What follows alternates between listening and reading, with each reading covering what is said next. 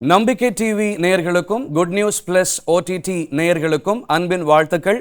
இந்த வீடும் உறவும் நிகழ்ச்சியின் மூலமாக உங்களை சந்திப்பதிலே நாங்கள் மிகுந்த சந்தோஷம் அடைகிறோம். குடும்பத்தை குறித்து அநேக காரியங்களை நாம் கற்றுக்கொண்டு வருகிறோம். குறிப்பாக கணவன் மனைவி உறவை குறித்து அநேக காரியங்களை நாம் கற்றுக்கொண்டு வருகிறோம். பொதுவாக அதிகமான நீட்ஸ் அதை பற்றி நாம் பேசுவோம். Physical needs, spiritual needs, emotional needs, psychological needs என்று பல தேவைகள் இருந்தாலும் இந்த நிகழ்ச்சியில் நாம் இமோஷனல் நீட்ஸ் என்பதை குறித்து அதிகமாக நாம் ஆலோசித்து வருகிறோம்.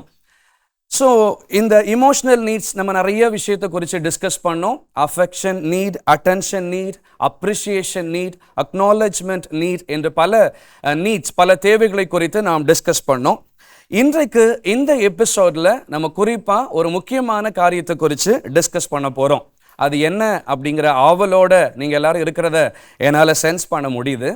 பொதுவாக ஒரு வார்த்தை சொல்வார்கள், மாற்றம் என்ற ஒன்றே மாறாதது.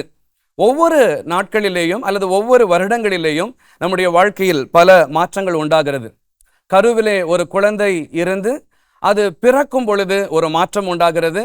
குழந்தை பிறந்த பிற்பாடு அது குமர பருவத்தை அடையும் பொழுது ஒரு மாற்றத்தை சந்திக்கிறது.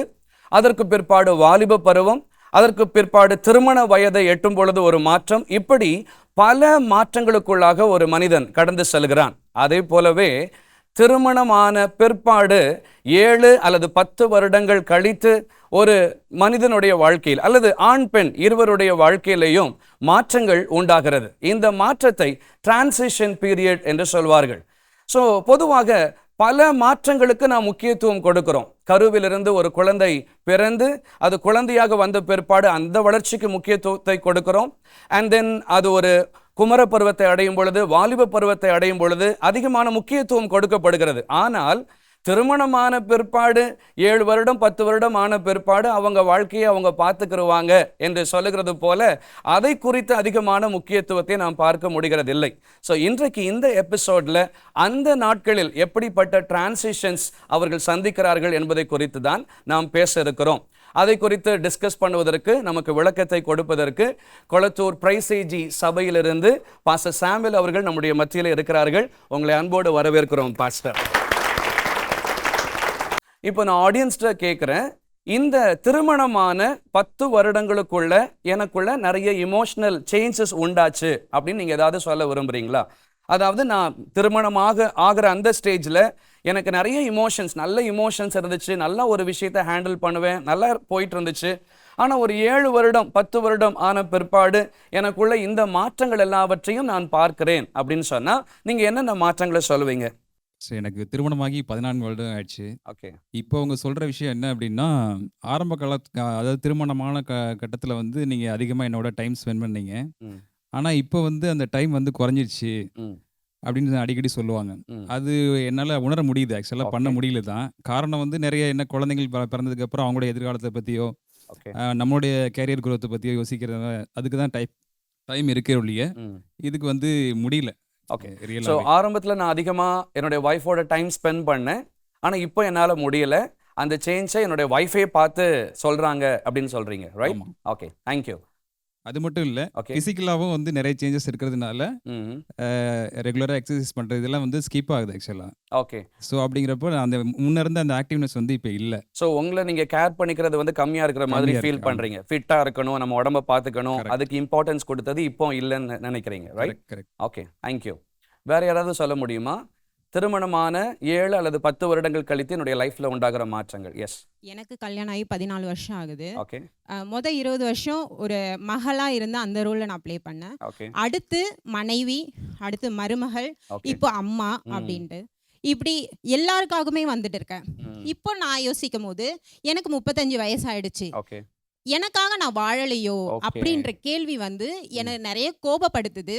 மற்றவங்கள்ட்ட இருந்து என்னை நிறைய விலக செய்யுது. ஓகே.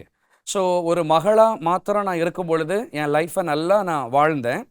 ஆனால் இப்போ மகள்ங்கிற ஸ்தானத்தை எனக்கு வந்து அதிலிருந்து மனைவி, இப்போ அம்மா, அப்புறம் ஹோம் மேக்கர், அப்புறம் இந்த நிறைய ரோல்ஸை நான் ப்ளே பண்றதுனால என்ன நான் தொலைச்சிட்டனோ அப்படின்னு நினைக்கிற மாதிரி இருக்கு. மற்றவங்களை டிபெண்ட் பண்ணியே இருந்துட்டேன், எனக்காக நான் வாழல அப்படின்ற கேள்வி என்ன வந்து, அதனால உங்களால லைஃப்ல ஈடுபாடு இருக்க முடியல. சிலரை பார்க்கும்போது பொறாமையா இருக்கும். ஓகே. கணவர் மேலேயே சில நேரத்துல கோபம் வரும். அதை விட பெற்றோர் மேல நிறைய கோபம் வரும். Okay okay. ஸோ என்ன நான் தொலைச்சிட்டேன், எனக்காக நான் வாழ முடியலைங்கிற ஒரு ஆதங்கம், அந்த ஆதங்கத்தை மற்றவங்க மேலே கோபமாக உங்களுக்கு வெளிப்படுது. இதை எப்படி ஹேண்டில் பண்ணுன்னு தெரியாமல் இருக்கிறீங்க. Okay, thank you for responding. Any others? வேற யாராவது சொல்ல விரும்புகிறீங்களா? Yes please. படிக்க இப்போ எஜுகேஷன் நாங்கள் படிக்கிறப்போ லைக் டில் 26 மேக்ஸிமம் 28 இயர்ஸ் வரைக்கும் படிக்கிறோம், காலேஜ் போகிறோம், வேலைக்கு போகிறோம், செல்ஃப் ஃபைனான்ஷியலி இண்டிபெண்ட்டாக இருக்கும். ஓகே. ஆஃப்டர் மேரேஜ் ரெஸ்பான்சிபிலிட்டிஸ் வருது. விமென் பொறுத்தவரை நான் சொல்கிறேன், மென்னுக்கு வந்துட்டு கான்ஸ்டண்ட்டாக இருக்குது ஜாப். விமென் பொறுத்தவரை வி டேக் பிரேக்ஸ். எங்களுக்கு பிரேக்ஸ் வருது. Physically will feel low after the labour pain. அப்புறமா கிட்ஸ் ரைஸ் பண்ணுற responsibility. We get support from our family and husbands too. ஆனால் அதுக்கப்புறமா எங்களுடைய கெரியரில் பயங்கரமான கேப் வருது. Okay. You know it's not the same. நாங்கள் படித்த மாதிரி இப்போ இல்லை. Everything has change. அப்போ நாங்கள் அப்கிரேட் பண்ணோம். Again lot of sacrifices. Sacrifices support இருக்குது, இருந்தாலும் அது எங்களுக்கு கஷ்டமாக இருக்கும். I understand. லைக் நம்ம சின்ன வயசுலேருந்து வளர்ந்து வரும் பொழுது ஒரு கேரியரை ஃபோக்கஸ் பண்ணி நம்ம வளர்ந்துருப்போம். அதுக்கப்புறம் ஆஃப்டர் மேரேஜ் மென் வந்து அவங்களோட சைடு அவங்க க்ரோத் ஆகி போயிட்டே இருப்பாங்க. ஆனால் விமன் அப்படி கிடையாது. நிறைய பிரேக்ஸ் எடுக்க வேண்டியது இருக்குது. ஸோ நிறைய அட்ஜஸ்ட் பண்ணி போக வேண்டியது இருக்குது. ஸோ அவன் தான் வேலைக்கு போகிறான்ல, நீ எதுக்கு உன் கேரியர், நீ குழந்தைய பாரு, இதை கவனி அதை கவனி அப்படின்னு சொல்கிறதுனால உங்களுடைய கேரியரை சூஸ் பண்ணி உங்களுடைய கேரியரில் உங்களால் வளர முடியல. So you are facing struggle in that area. Exactly. இப்போ எங்களுக்கு வந்துட்டு என்னுடைய இதில் எனக்கு எந்த ஆப்ஸ்டெக்ஸும் இல்லை. My husband is very supportive. Everything is fine with me. But என்னுடைய கெரியரில் நான் அப்போ பிஇ படித்தப்போ வேறு, இப்போ நான் போய் அப்ளை பண்ணேன்னு வச்சுக்கோங்களேன், outdated. Okay. Again I have to quit the job. Okay. உங்களுடைய ஐடென்டிட்டி ஒரு பெரிய ப்ராப்ளமாக இருக்கிற மாதிரி நீங்கள் ஃபீல் பண்ணுறீங்க. So we'll talk about that. Thank you for sharing. So நிறைய பிரச்சனைகளை நம்ம முன் வைத்தோம். மேரேஜ் ஆன 7 to 10 இயர்ஸ்க்கு அப்புறமா நிறைய ப்ராப்ளம்ஸை நாங்கள் ஃபேஸ் பண்ணுறோன்னு ஆடியன்ஸ்ல இருந்து வந்திருக்குது. ஸோ இதற்கான பதிலை நம்முடைய பாஸ்டர், இதற்கான ஒரு சொல்யூஷன் அல்லது இது என்ன, நிறைய பிரச்சனைகள் உண்டாகுது இந்த மேரேஜ் ஆன 7 to 10 இயர்ஸில். ஸோ வாட் இஸ் திஸ், இது என்னது எங்களுக்குள்ள நடக்குது, வாட் இஸ் அவர் ப்ராப்ளம், அதை பற்றி பாஸ்டர் நீங்கள் என்ன சொல்கிறீங்க? ஓகே, நல்ல கேள்விகள். நான் ஒரு சரியான விஷயத்தை ஏற்ற நேரத்தில் நம்ம இதை டிஸ்கஸ் பண்ணுறோன்னு நினைக்கிறேன். ஏன்னா இந்த பிரச்சனை வந்து 1-2 பேர் இல்லை, இன்றைக்கி இருக்கிற பெரும்பான்மையான தம்பதியர்கள் கிராஸ் பண்ணுற ஒரு பிரச்சனை. இது எதுக்காக இந்த பிரச்சனை வருதுன்னு தெரியாமலேயே இந்த பிரச்சனை இன்னும் குழப்பத்துக்குள்ளே போகிற நபர்களும், அதனால் பிரிந்து போன குடும்பங்கள், புரிதல் இல்லாமல் மிஸ் அண்டர்ஸ்டாண்டிங் வந்த குடும்பங்கள் ஏராளம் இருக்குது. ஸோ இதை பற்றி புரியணும்னா நீங்கள் ரொம்ப அழகாக ஸ்டார்ட் பண்ணும்போது சொன்னீங்க, ஒவ்வொன்றுக்கும் ஒவ்வொரு பருவம் இருக்குது. குழந்தை பிறக்குது, வயிற்றுக்குள் கருவாக இருக்குது, அப்புறம் குழந்தையாக பிறக்குது, அதுக்கப்புறம் வந்து ஸ்கூல் போகிற ஸ்டேஜ் வருது, அப்புறம் டீனேஜ், அப்புறம் யங் ஸ்டேஜ், அடுத்த அடல்ட், அப்புறம் திருமண வயது. திருமணம் முடித்ததுக்கப்புறம் ரொம்ப ஹாப்பியாக போயிட்டு இருக்கும்போது ரொம்ப அழகாக ஒரு சகோதரர் சொல்லும்போது சொன்னார், ஆரம்பத்தில் என்னுடைய மனைவியோடு நேரம் செலவு பண்ணது போல் இப்போ என்னால் டைம் ஸ்பெண்ட் பண்ண முடியல, அது ஒரு ஏக்கமாகவும் சொன்னார். அந்த ஏக்கத்துக்கான காரணம் என்னென்னா, என்னுடைய கேரியரை வந்து நான் இம்பார்ட்டன்ஸ் கொடுக்கணும், பிள்ளைங்களுடைய ஸ்டடீஸ்க்கு இம்பார்ட்டன்ஸ் கொடுக்கணும், அதுக்காக நான் பணம் சம்பாதிக்கணும். ஸோ அதில் நான் தீவிரமாக ஓடுறதுனால இது கொஞ்சம் மங்கி போச்சோ அப்படிங்கிற ஒரு ஏக்கம் அவருக்கு இருக்குது. ரெண்டாவது, அவருக்கு தன்னை பற்றி ஒரு செல்ஃப் கேரை பற்றியும் ஒரு ஏக்கம் இருக்குது. அதையும் அவர் சொன்னார், முன்னாடி மாதிரி என்னால் எக்ஸசைஸ் பண்ண முடியல, என்னுடைய ஹெல்த்தை நான் கவனிக்க முடியல அப்படிங்கிற ஏக்கம் இருந்தது. ஸோ இது போல அதே போல் ஒரு சகோதரி சொல்லும்போது சொன்னாங்க, என்ன நானே இழந்துட்டனோ அப்படிங்கிற மாதிரி ஒரு ஃபீல் இருக்குது. அது எனக்கு கோபத்தை ஏற்படுத்துது. அது ஹஸ்பண்ட் மேலேயும் வருது, அது என்னுடைய பெற்றோர் மேலேயும் அந்த கோபம் வருது அப்படின்னா. ஆக்சுவலி அவங்க சொன்ன கொஸ்டினுக்கு அவங்க ஷேர் பண்ண விதத்துக்கு நான் எப்படி புரிஞ்சுக்கிட்டேன்னா, ஸோ என்ன நான் தேடுறேன், I am searching myself, அவங்களுக்காக அட்ஜஸ்ட் பண்ணி இவங்களுக்காக அட்ஜஸ்ட் பண்ணி அல்லது இவங்களுடைய நல்லதுக்காக நான் உழைச்சு, but I am searching myself, where is மீன் தேடும் பொழுது அது ஒரு கோபமாக இருக்குது.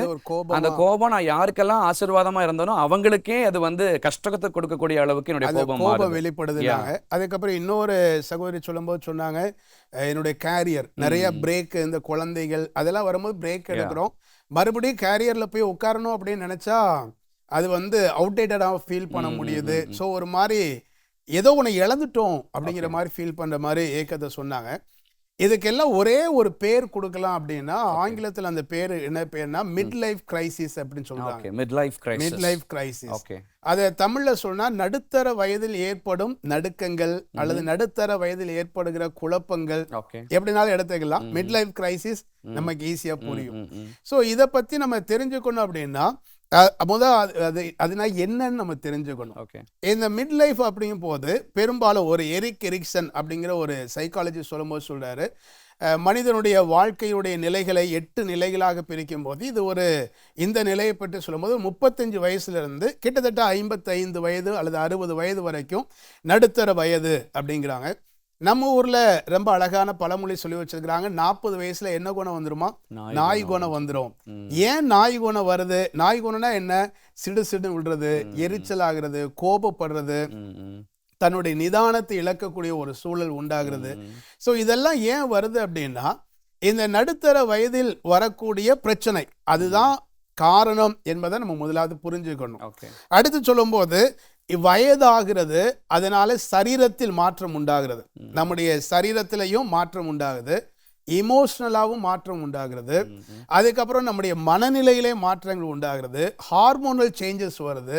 ஸோ இப்படி நிறைய மாற்றங்களை எப்படி ஒரு சிறுவனாக இருக்கிற ஒரு நபர் இளமை பருவத்துக்குள் போகும்போது, டீனேஜுக்குள்ள போகும்போது என்னென்ன மாற்றங்கள் எல்லாம் உண்டாகிறதோ அதே போல ஒரு 35 வயசு 40 வயசு வரும்போது அதே மாற்றங்கள் வேறு விதமான மாற்றங்கள் உண்டாகிறது.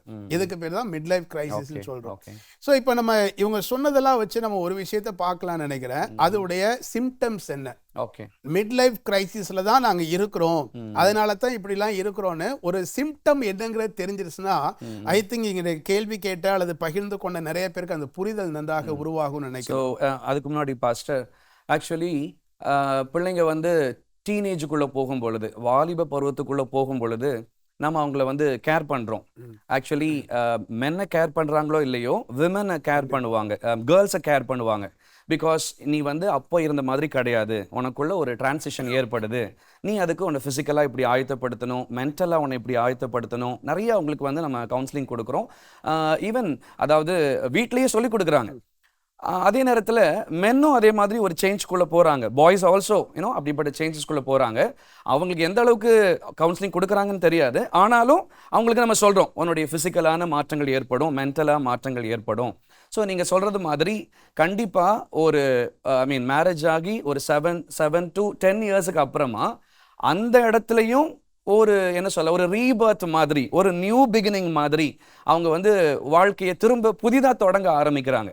ஸோ அதை சொல்லி கொடுக்கறதற்கு நிறைய பேர் அவங்கள சுற்றி இல்லை. மேரேஜ் ஆயிடுச்சா, நம்ம வேலை முடிஞ்சிருச்சு, அவங்களையே பார்த்துக்குவாங்க. நீங்கள் சொன்ன மாதிரி அதனால நிறைய ஃப்ரஸ்ட்ரேஷன் ஆகுது, டென்ஷன் ஆகுது, ஆங்கர் ஆகுது. இதை எப்படி கண்ட்ரோல் பண்ணுன்னு தெரியாமல் ஒய்ஃப் மேலே காட்டுறது, ஹஸ்பண்ட் மேலே காட்டுறது, பிள்ளைங்க மேலே காட்டுறது. அந்த ஃபேமிலி வெளியில் பார்க்கும்பொழுது ரொம்ப பியூட்டிஃபுல்லாக இருக்குது, ஆனால் உள்ள there is no family at all. So அதனால நீங்கள் சிம்டம்ஸ் பற்றி சொல்கிறது டெஃபினட்டாக எங்கள் எல்லாருக்குமே ஹெல்ப்ஃபுல்லாக இருக்கும்னு நினைக்கிறேன். Please carry on pastor. என்னன்னா இந்த மாற்றத்துக்குள்ள நம்ம வருகிறோம், இந்த மாற்றத்துக்குள்ள தான் நம்ம போறோங்கிறதே நிறைய பேருக்கு அந்த அவேர்னஸ் இல்லை, அந்த விழிப்புணர்வே இல்லை. டீனேஜுக்குள்ள வரும்போது பெற்றோர்கள் அல்லது நண்பர்கள் அல்லது ஈவன் சர்ச் அல்லது ஸ்கூல் அந்த மாற்றத்தை பத்தி அட்ரஸ் பண்ணி சொல்லி கொடுக்கறது போல ஒரு சப்போர்ட்டிங் சிஸ்டம் இருக்கிறது போல மிட் லைஃப்ல வரக்கூடிய பிரச்சனையை இதனால தான் இந்த குழப்பம் வருதுங்கிறத புரிதலும் இல்லை, அதை சப்போர்ட் பண்ணக்கூடிய சப்போர்ட்டிங் சிஸ்டமும் இல்லை, அதை பற்றி விழிப்புணர்வும் இல்லை. ஸோ நம்ம இந்த நிகழ்ச்சி வீடு உறவு நிகழ்ச்சியில் இதை பற்றி விழிப்புணர்வு உண்டாகுனதுக்காக தான் இதை பற்றி நம்ம பேசிட்டு இருக்கிறோம். ஸோ இந்த சிம்டம்ஸ் அப்படின்னு வரும்போது இது ஆண்களுக்கான சிம்டம்ஸ், பெண்களுக்கான சிம்டம்ஸ் ரெண்டுமே கொஞ்சம் கொஞ்சம் வேறுபடும்.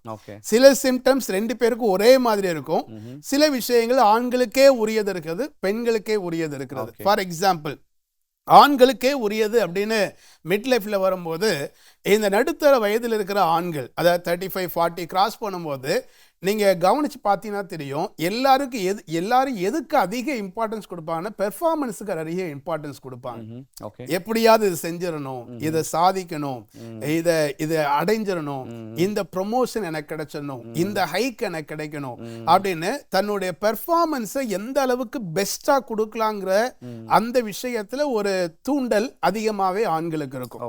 ரெண்டாவது சொல்லும்போது ஐடென்டிட்டி, நான் யாரு தெரியுமா, நான் யாருன்னு சொல்லும்போது ஏன்னா இது நிறைய குடும்பங்கள கணவன் மனைவிக்கு இடையிலேயே இந்த சண்டை குறிப்பா இந்த காலகட்டத்தில் நிறைய வரும். நான் யாருன்னு நினைச்சேன், சில நேரம் நான் யாருன்னு தெரியுமான்னு பெருமையா காட்டுறது இருக்குது. இன்னொன்று இடத்துல நான் எல்லாத்தையும் இழந்துட்டேன், நான் தோத்துட்டேன். நான் சில நேரத்தில் இப்படி கூட வரும், நான் சரியான வாழ்க்கை துணையை தெரிந்தெடுக்கலையோ. அந்த பணக்கார வீட்டுல பொண்ணு எடுத்திருந்தேன் 7 வருஷம் கழிச்சு, 7 வருஷம் இல்ல 10-15 வருஷம் கழிச்சு கூட வரும். 15 வருஷமோ 20 வருஷம் கழிச்சு கூட இந்த மிட் லைஃப் கிரைசிஸ்ல வரும்போது இந்த தாட் மேலோங்கிறதுக்கான வாய்ப்பு இருக்கு. ஸோ இந்த அந்த மாதிரி ஐடென்டிட்டி கிரைசிஸ் அப்படின்னு சொல்லுவாங்க, அடையாளத்துக்கான தேடல், அது வரும். மூன்றாவது சொல்லும்போது நான் என்ன வெற்றி அடைஞ்சிருக்கிறேன், இவ்வளவு நாள் வேலை பார்த்திருக்கிறேன், இவ்வளவு நாள் குடும்பம் நடத்திருக்கிறேன், என்ன எனக்கு சக்சஸ் கிடைச்சிருக்கு, ஒரு எம்டினஸ். அந்த எம்டினஸ் டுவர்ட்ஸ் சக்சஸ், நான் வெற்றி அடையலையே அப்படிங்கிற ஒரு ஏக்கம், விரக்தி, அந்த மாதிரி விரக்தி உண்டாகுது. இது ஆண்களுக்கு வரக்கூடிய இஷ்யூஸ். பெண்களுக்குன்னு சொல்லி குறிப்பா சொல்லும் போது பெண்கள் ரொம்ப இமோஷனல் சேலஞ்சஸ் வரும். ரொம்ப அழகா சொன்னாங்க இல்லையா, நான் என்ன எங்கேயோ தொலைச்சிட்டேன் போல தெரியுது, நான் யாரு, மறுபடியும் பாருங்க, நான் யாருங்கிற கேள்வி வரும்போது ஐடென்டிட்டி தான், அடையாளத்துக்கான தேடல். இந்த அடையாளத்துக்கான தேடல் என்ன செய்யுது, சில நேரம் ஆண்களை வெறித்தனமா வேலை செய்ய வைக்கும். ஒரு நாள் 2 ஷிஃப்ட் போறதுக்கோ அல்லது 2 வேலை பார்க்கறதுக்கோ அல்லது ஒரு சைட்ல பிசினஸ் ஒரு சைட்ல வேலை, இந்த மாதிரி செஞ்சு வெறித்தனமா வேலைன்னு போறதுனால தான் மனைவியோட நேரம் செலவு பண்ண முடியல. அந்த கேள்வியும் கேட்டாங்க. ஸோ அது வர முடியல. ஆனா பெண்களுக்கு இந்த ஐடென்டிட்டி அடையாள தேடல் வரும்போது என்ன ஆகும்னா பெரும்பாலும் இமோஷனல் இம்பேலன்ஸ் உண்டாகும். அந்த உணர்வு ரீதியான பிரச்சனைகள் வரும்பொழுதுதான் அதை எங்க காட்டுன்னு தெரியாம மேபி புருஷன் மீதோ பிள்ளைகள் மீதோ அல்லது பெற்றோர் மீதோ அல்லது யார் மீது ஆகிலும் அந்த கோபத்தை, அந்த எரிச்சலை, இரிட்டேஷனை அதை காட்டக்கூடிய ஒரு சூழல் உண்டாகக்கூடிய வாய்ப்பு உண்டாகுது. இது பெண்களுக்கு இமோஷனலா. அடுத்து அவங்களுக்கு அந்த ஐடென்டிட்டி இந்த மிட் லைஃப் கிரைசிஸ்ல வரும்போது ரிலேஷனல் இஷ்யூஸும் வரும், உறவு சம்பந்தப்பட்ட பிரச்சனை. அதான் சொல்லும்போது சொன்னாங்க இல்லையா, அதனால நான் யாருடைய பழகாம என்ன நான் தனியா ஒதுக்கிக்கிறேன். ஸோ இந்த ரிலேஷன்ஷிப்ல வந்து விட்ராவல் சிம்டம் சொல்லுவாங்க, விலகி கொள்ளுகிற ஒரு சூழ்நிலை உண்டாகுது. அதே போல ஐடென்டிட்டி கிரைசிஸும் வருது. அடுத்து ஃபேமிலி ரோல்ஸ், மகளா இருந்துட்டேன், அம்மாவா இருக்கிறேன், மனைவியா இருக்கிறேன், மருமகளா இருக்கிறேன், இன்லாஸுக்கெல்லாம் நான் என்னோட ரோல் பிளே பண்றேன், ஆஃபீஸில் என்னோட ரோல் பிளே பண்றேன், எல்லாம் பிளே பண்ணாலும் என்ன நான் இழந்துட்டேனே அப்படிங்கிற ஒரு இமோஷனல் பேர்டன், ஒரு உணர்வு ரீதியான ஒரு பாரம் அவர்களுக்குள்ள அதிகமா வருது. ஸோ இது எல்லாமே சிம்டம்ஸ். இது இன்னும் கூட நம்ம கொஞ்சம் புரியுற மாதிரி சொல்லணும்னா, ரொம்ப சிம்பிளா சொல்லணும் அப்படின்னா, இமோஷனல் சைக்காலஜிக்கல் சிம்டம்ஸ் என்ன, உணர்வு ரீதியாக வரக்கூடிய பிரச்சனைகள் என்ன, ஆண்களுக்கு என்ன வரும், பெண்களுக்கு என்ன வரும். ஆண்களுக்கு வரும்போது என்ன ஆகும்னா ரெஸ்ட்லெஸ்ஸா இருப்பாங்க. நீங்க சொல்றதுக்கு முன்னாடி நீங்க இவ்வளவு நேரம் சொன்ன விஷயத்த நான் ஒரு கன்சாலிடேட் பண்ணி சொல்லணும்னா அதிகமான கொஸ்டின்ஸ் அவங்களுக்குள்ள வர மாதிரி நான் ஃபீல் பண்றேன். ஃபர்ஸ்ட் கொஸ்டின் இஸ் ஹூ ஆம் ஐ? நான் யாரு தான்? நான் யாரோன்னு நினைச்சிட்டு இருந்தேன், யாரோவோ ஆக போறேன்னு திருமண வாழ்க்கைக்குள்ள வந்தேன். பட் இப்போ 7 வருஷத்துலேருந்து 10 வருஷம் கழிச்சு பார்க்குறேன், என்னை எங்கே தேடினாலும் கிடைக்கல. ஏன்னா பிள்ளைகளுக்காக அதை சாக்ரிஃபைஸ் பண்ணணும், என் கணவன் யாருன்னு காட்டுறதுக்காக இதை சாக்ரிஃபைஸ் பண்ணணும் அப்படின்னு ஒய்ஃபும், கணவனும் பாருங்க நான் யாருன்னு காட்டணும், என் ஒய்ஃப் யாருன்னு காட்டணும். என் பிள்ளைங்களை பெரிய ஸ்கூலில் படிக்க வச்சுருப்பாங்க, அண்ட் தென் ஒய்ஃபுக்கு நிறைய நகை வாங்கி போட்டிருப்பாங்க. இது எல்லாமே எதை காட்டுதுன்னா, இவ்வளோ நகை வாங்கி போட்டிருக்கிறாரா, அப்போ ஹஸ்பண்ட் வந்து பெரிய ஆளாக இருப்பார். அப்போ அவங்களுடைய ஐடென்டிட்டியை தேடுறதுக்கு நிறைய காரியங்களை செய்கிறாங்க. ஆனால் அவங்களே தொலைச்சிட்டு இருக்கிறாங்க. வெளியில் பார்க்கும்போது லக்ஸூரியஸாக இருக்கிறாங்க, என்னமோ ரொம்ப ஹைஃபையாக தெரியும். ஆனால் inside they don't have happiness at all. Who am I-ங்கிற கொஸ்டின். ரெண்டாவது ஒரு கொஸ்டின், வாட் ஐ டிட், நான் என்ன செஞ்சுருக்கிறேன், அல்லது வாட் ஐ ஹாவ் அச்சீவ்டு, நான் இது வரைக்கும் என்ன பண்ணியிருக்கிறேன். ஏன்னா அவங்கள விட கூட படித்தவங்க ஒரு வீடு கட்டியிருப்பாங்க, அதை பார்க்கும் பொழுது ஐயோ நான் ஒன்றும் பண்ணலையோ. ஸோ அதுக்குரிய சப்போர்ட் வந்து ஒய்ஃபும் சம்டைம்ஸ் கொடுக்கலனாலும் நான் ஒன்றும் பண்ணலையோ, அப்போ வாட் டிட் ஐ டூ, நான் என்ன செஞ்சுருக்கிறேன் அப்படிங்கிற கொஸ்டின். தேர்ட் ஒன், வேர் ஆம் ஐ கோயிங், நான் எதை நோக்கி போயிட்டு இருக்கிறேன். அப்போ இந்த 3 கேள்விகளும் சேர்ந்து அவங்களுக்கு ஒரு பதில் கிடைக்காம அதுவே ஓவர் ப்ரெஷர் ஆகும்னு சொல்லி நீங்கள் சொன்ன சிம்டம்ஸ்ல இருந்து நான் அதை கன்சாலிடேட் பண்ணியிருக்கிறேன். So probably that would be the symptoms I suppose. Yeah, ரொம்ப நல்லா சொன்னீங்க. நான் யார், நான் என்ன சாதித்தேன், எதை நோக்கி போகிறேன். இந்த 3 கேள்விகள் தான் இந்த மிட் லைஃப்ல வரக்கூடிய பெரும்பான்மையான ஒரு தாக்கம். ரொம்ப அழகா பியூட்டிஃபுல்லா அதை வந்து கரெக்டா சொன்னீங்க. ஸோ இந்த இடத்துல வரும்போது இந்த 3 கேள்வியும் திருப்பி கூட நம்ம ரீமாடிஃபை பண்ணோம்னா, இந்த வயது நடுத்தர வயதில் இருக்கிற ஒவ்வொருவரும் they have to redefine their life purpose. Okay. தன்னுடைய வாழ்வின் நோக்கத்தை மறுபடியும் அவர்கள் வடிவமைக்க வேண்டிய காலகட்டம் இது. ஓகே. அதனால தோற்று போயிட்டோமோ அப்படிங்கிற குற்ற மனசாட்சி வேண்டாம். ஓகே. அடுத்து நான் இதுவரைக்கும் ஒண்ணுமே செய்யாம இருக்கிறேனேங்கிற விரக்தியும் வேண்டாம். அல்லது நான் என்னை தொலைத்து விட்டேனே அப்படிங்கிற ஒரு எண்ணமோ அல்லது தோல்வியின் எண்ணமோ வேண்டாம். ஓகே. ஏன்னா இதுவரைக்கும் அவங்க தொலைக்கல. இந்த வயது வரைக்கும் என்ன செய்யணுமோ அதை ப்ராப்பரா செஞ்சு தான் வந்திருக்கிறாங்க. ஓகே. இது வரைக்கும் எதெல்லாம் செய்திருக்க வேண்டுமோ அதெல்லாம் செஞ்சிருக்கிறாங்க. ஸோ இந்த வயது நடுத்தர வயதில் வரும்போது வாழ்வியல் நோக்கத்தை மீண்டும் ஒரு முறை வடிவமைக்கக்கூடிய ஒரு சூழல், அதுதான் இந்த வயது. ஸோ இதை நம்முடைய நேயர்கள் சரியாக புரிந்து கொண்டாலே, இதை புரிந்து கொண்டாலே இந்த பிரச்சனைக்கான பாதி தீர்வை கண்டுபிடித்தது போல் வந்துடும். அதனால தான் இந்த வார்த்தையை நான் மறுபடியும் பயன்படுத்தினா அவேர்னஸ், விழிப்புணர்வு வேணும். ஓகே, டீனேஜ்ல என்னென்ன மாற்றங்கள் வந்துச்சோ அதே மாற்றத்தை போல இது ஒரு வித்தியாசமான மாற்றம், நடுத்தர வயதில் வர மாற்றம் அப்படிங்கிற புரிதல் வந்துட்டாலே நான் நினைக்கிறேன் இந்த நடுத்தர வயதில் இருக்கிற நிறைய பேருக்கு சுகர், பிரஷர், முதுகு வலி, கழுத்து வலி இதெல்லாம் சுகமாயிடும். ஏன்னா இந்த பிரஷர் தான் அவங்களுக்கு அன்கான்சியஸா அவங்களுக்குள்ள அந்த ஒரு பெரிய தாக்கத்தை ஏற்படுத்தும். ஸோ ஓகே இதுதானா அப்படிங்கிற புரிதல் வந்துட்டாலே நிறைய வியாதியிலே அவங்களுக்கு வியாதியிலிருந்து வெளியில வர்றதுக்கான வாய்ப்பு இருக்குது. ஸோ நான் இன்னும் ஒரு ரொம்ப சிம்பிளா சொல்லணும் அப்படின்னா, இந்த அடையாளத்தை பற்றி இன்னும் வேகமா நான் சொல்லணும் அப்படின்னா, முதலாவது வரும்பொழுது இமோஷனல் அண்ட் சைக்காலஜிக்கல் சிம்டம்ஸ், உணர்வு ரீதியாகவும் மனநிலையிலையும் வரக்கூடிய மாற்றங்கள். இந்த வயதில் என்னெல்லாம் மாற்றம் வரும்? ரெஸ்ட்லெஸ்னஸ், ஆண்களாக இருந்தால் அவங்களால ஒரு ரிலாக்ஸாக ஃபீல் பண்ணவே முடியாது. இன்னும் சம்பாதிக்கணும், ஐயோ ஒரு வீடை கட்டலை, இதை பண்ணலை அப்படிங்கிற ஒரு ரெஸ்ட்லெஸ்னஸ் வரும். அதோடு கூட என்னை யாருமே அப்ரிஷியேட் பண்ணலையோ, எல்லாரும் ஏற்றுக்கொள்ளக்கூடிய ஒரு வாழ்க்கை நான் வாழலையோ, செல்ஃப் டவுட், தன் மீதே ஒரு சந்தேகம் அவங்களுக்கு வந்துடுது.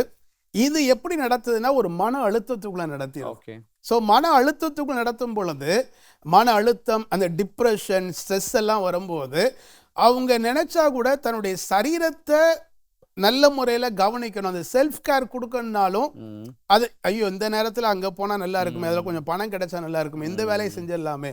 ஸோ செல்ஃப் கேர் போயிடுது. அந்த டிப்ரெஷன் அவங்களை அழுத்துது. டிப்ரெஷன் வரும்போது என்ன ஆகுதுன்னா அவங்களுடைய தூக்கமும் மாறுது, சாப்பிட்ற தன்மை மாறுது, சரீரத்திலையும் சில வியாதிகளும் ஆட்டோமேட்டிக்காக வர ஆரம்பிச்சது. அடுத்து கோபம், ஹேங்கர். கோபங்கிறது பயங்கரமான ஒரு விஷயம். நம்ம சிம்பிளா என்னப்பா கோபம் வருது அப்படின்னா 40 வயசு ஆயிடுச்சுல, நாய் குணம் வந்துருச்சு, என்ன செய்ய, அதை அப்படி பார்க்குறோமே ஒழிய இதனால தான் இந்த கோபம் வருதுங்கிறத புரிஞ்சுக்கணும். எரிச்சல் வரும். மூட் ஸ்விங்ஸ்ங்கிற வார்த்தை பெண்களுக்கு மட்டுமே உரிய வார்த்தை கிடையாது, அது ஆண்களுக்கும் உரியது. ஆண்களுக்கும் மூட் ஸ்விங்ஸ் வரும். திடீர்னு சிரிப்பாரு, திடீர்னு அமைதி ஆயிடுவாரு, திடீர்னு ஒரு மாதிரி பயங்கர கோபம் வர்ற மாதிரி இருக்கும்.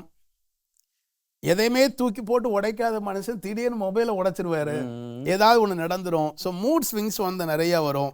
அடுத்து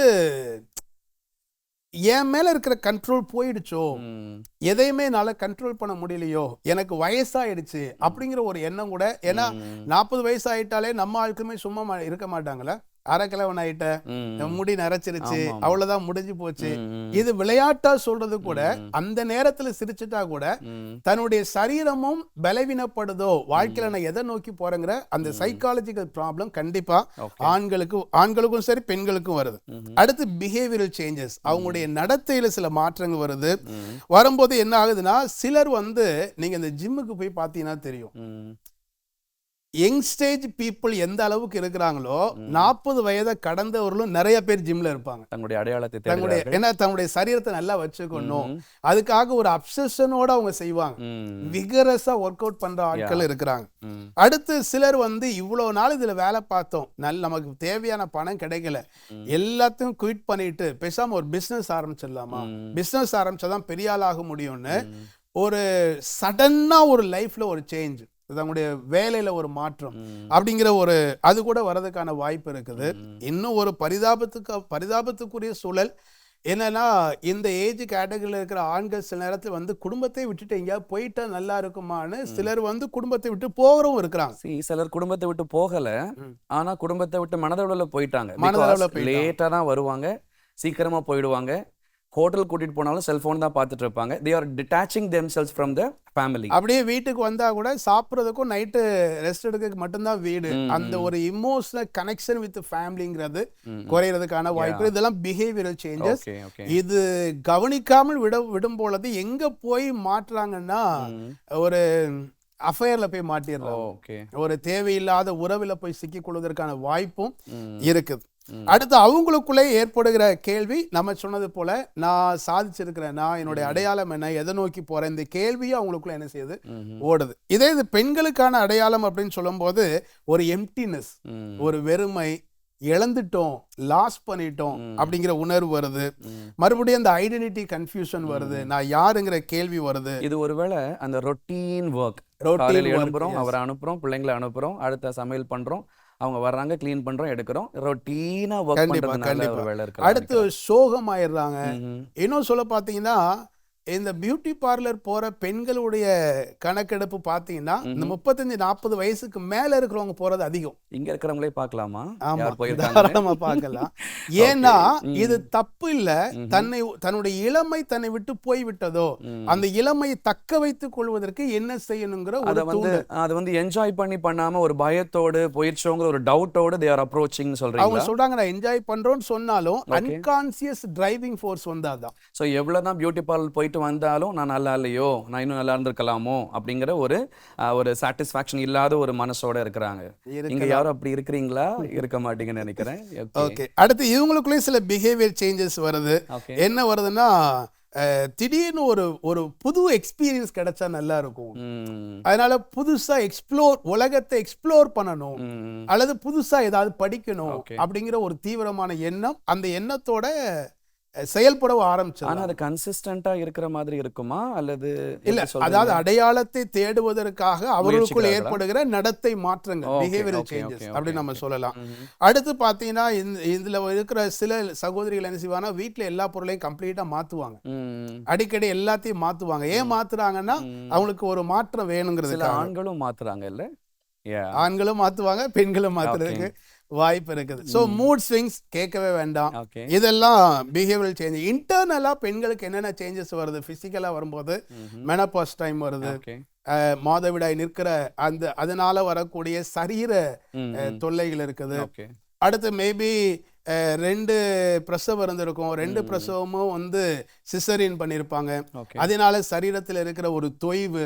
ஸோ நம்ம வந்து பலவீனப்பட்டுட்டோமோ, அதனால சரீரத்தில் ஏற்படுகிற சில மாற்றங்கள், இதெல்லாமே அவங்களுக்குள்ள ஒரு நிறைய குழப்பத்தை ஏற்படுத்தி. இது எல்லாம் அடையாளங்கள். ஸோ இந்த அடையாளங்கள்லாம் இருக்குது அப்படின்னா ஓகே, நான் வந்து மிட் லைஃப் கிரைசிஸ்ல தான் இருக்கிறேன், எனக்கு ஒரு பெரிய பிரச்சனை எல்லாம் கிடையாது, மிட் லைஃப் கிரைசிஸ்ல தான் இருக்கிறேன் அப்படிங்கிற எண்ணம், அந்த ஒரு புரிதல், அந்த விழிப்புணர்வு வந்துட்டா போதும். அதுக்கப்புறம் நம்ம எப்படி அதை சந்திக்கிறது, சவாலை எப்படி மேற்கொள்றதுங்கிறது காரியம்லாம் நமக்கு உருவாகும் நினைக்கிறேன். ஓகே. ஸோ இது ரொம்பவே நல்லா இருந்துச்சு, நீங்கள் பேசினது புரிஞ்சுக்க முடிஞ்சுச்சு. பொதுவாக நான் இதை எப்படி பார்க்குறேன்னா, எங்களுக்கு நிறைய குரல் இருக்குது, நிறைய வலி இருக்குது, இதை நாங்கள் யார்கிட்ட சொல்லுவோம், யார் எங்களை அட்ரஸ் பண்ணுவா அப்படின்னு நிறைய உள்ளங்கள் ஏங்கி கொண்டிருந்ததுக்கு நாங்கள் இருக்கிறோம் உங்கள் குரலை அட்ரஸ் பண்ணுறதுக்குன்னு சொன்ன மாதிரி இருந்துச்சு. ரொம்ப சந்தோஷமாக இருக்குது நீங்கள் சொன்ன விஷயங்கள். இன்றைக்கி நம்ம வந்து 2 விஷயத்தை பற்றி நீங்கள் பேசுனீங்க. நமக்குள்ளே இருக்கிற பிரச்சனையுடைய பேர், you டேர்ம்டு a statement, a name, that is mid life crisis. அதனுடைய சிம்டம்ஸ் பார்த்தோம். பொதுவாக நான் நீங்கள் பேசும்போது நினச்ச விஷயம் என்னென்னா, நமக்கு ஒரு பழமொழி தெரியும், சுவர் இருந்தால்தான் சித்திரம் வரைய முடியும்னு சொல்லி. நம்முடைய வாலிப நாட்கள் இதெல்லாம் ஒரு கனவோட நம்மளை சுவரை ரெடி பண்ணிட்டு நம்ம எப்படி இருக்கிறோம், நம்ம டேலண்ட் என்ன அப்படின்னு கொண்டு வந்துட்டு சித்திரம் வரையலான்னு நினைக்கும் பொழுது பிள்ளைங்களை பார்க்கணும், அவங்கள பார்க்கணும், இவங்கள பார்க்கணும். இதில் இன்னொரு விஷயம் என்னென்னா, அந்த டைமில் தான் நம்ம அப்பா அம்மாவுக்கு வந்து அவங்க ஏஜ் ஆவாங்க, அப்போ அவங்களையும் குழந்தை மாதிரி கவனிக்க வேண்டியதாக இருக்கும். இதில் ஸ்ட்ரகிள் என்னென்னா, ஸோ வந்து அம்மா ஒரு விஷயத்த, அம்மாவும் பேரனும் சேர்ந்து டிவி ரிமோட்டுக்கு சண்டை போடுவாங்க. ஏன்னா அவங்களும் நம்மளை பிடிச்சி இழுப்பாங்க, நீ சொல்லுடா யாருக்கு ரிமோட் வேணும்னு கேட்பாங்க. ஐயோ நான் என் வாழ்க்கையை தொலைச்சிட்டேன்னு கவலைப்பட்டுட்டு இருக்கிறேன், இப்போ ரிமோட் சண்டையா அப்படின்னு ப்ராக்டிக்கலாக நம்ம குடும்பத்திலேயே நிறைய விதமான ரெஸ்பான்சிபிலிட்டிஸை நம்ம வந்து தலையில் தூக்கி வைக்க வேண்டியது வரும். ஸோ இதுக்கப்புறமா இதில் இருக்கிற சேலஞ்சஸ் என்ன, இதை நம்ம எப்படி ஓவர் கம் பண்ணலாம் அப்படிங்கிற விஷயத்த இன்னும் நம்ம வர்ற எபிசோடில் தெரிஞ்சுக்கலாம். Thank you so much pastor.